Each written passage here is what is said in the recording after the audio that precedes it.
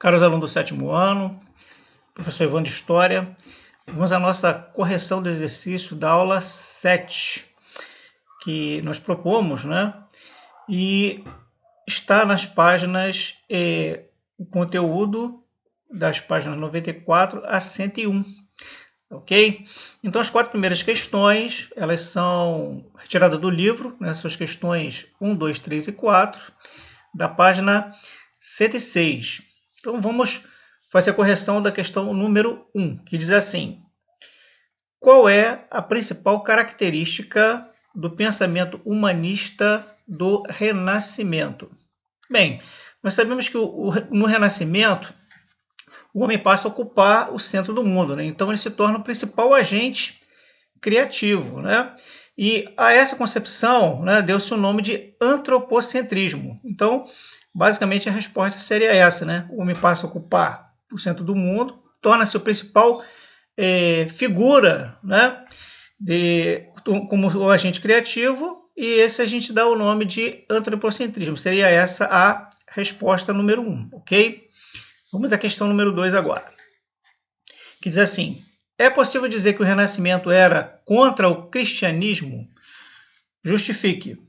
Bom, não era não. Por quê? Porque a maioria dos artistas, os pensadores, os literários, né, os pensadores renascentistas não negaram, né, a igreja, a Cristo, né, a Deus, né, nem contestaram a igreja. Na verdade, alguns deles até contestaram os abusos que a igreja fazia, né?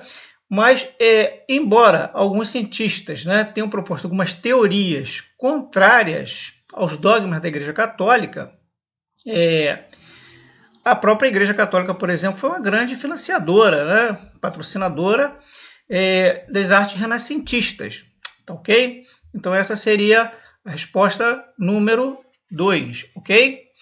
A questão número 3 é a seguinte: cite uma personagem bíblica que foi representada em pintura ou escultura por um grande artista do Renascimento. Bom, a gente tem inúmeras obras, tanto do Antigo Testamento quanto do Novo Testamento, como, por exemplo, Davi, o próprio Deus, né? Adão, né? Jesus, por exemplo, né? E a Capela Sistina é uma referência muito grande justamente dessa representação bíblica, podemos assim dizer, pelos artistas do Renascimento. Além do mais, né, temos algumas estátuas, por exemplo, algumas obras de arte, por exemplo, como Jesus morto, né, no braço de Maria, né, Davi, etc. Tá ok? Então ficamos assim na questão número 3. Vamos agora à questão número 4. O que levou os artistas do Renascimento a representar tão detalhadamente o corpo humano? Bom, aí é muito interessante essa pergunta, porque, na verdade, os renascentistas eles representaram com fidelidade o corpo humano. Por quê?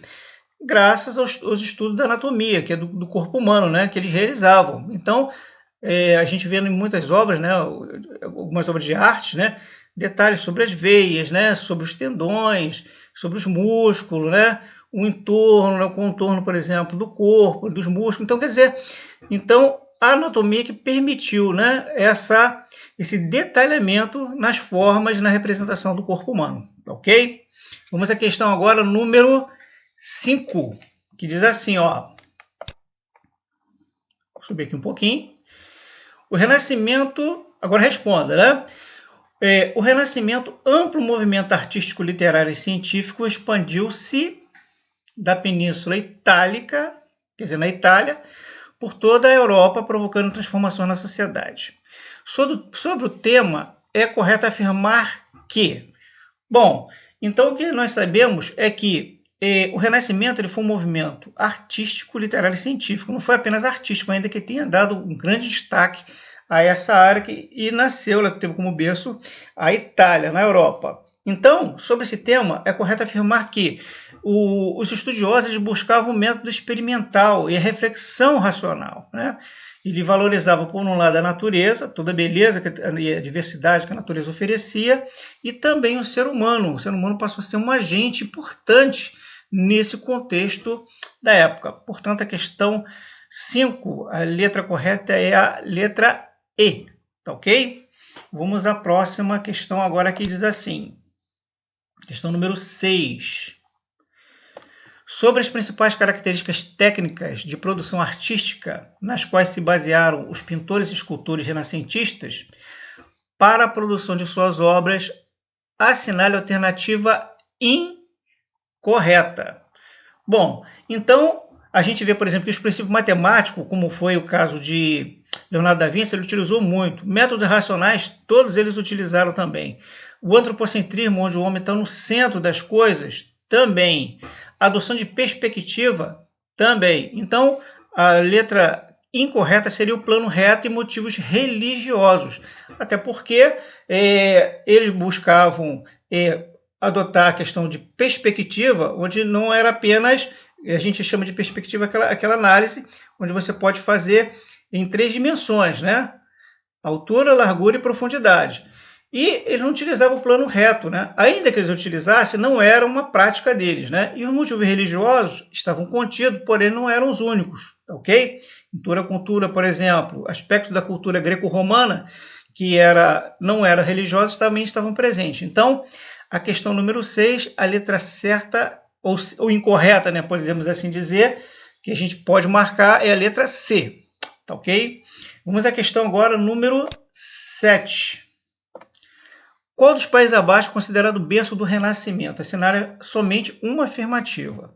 Bom, nós sabemos que a Península Itálica foi o berço do Renascimento. Então, esse conto aí é bem objetivo, né? Não há nenhuma dúvida nesse sentido. Então, questão número 7, a correta é a letra B, ok? Vamos agora à questão número 8 e última, que diz assim, ó. O Renascimento foi um período de alteração substancial no panorama da cultura europeia. Assinale a alternativa que apresenta Leonardo da Vinci como representante desse contexto renascentista.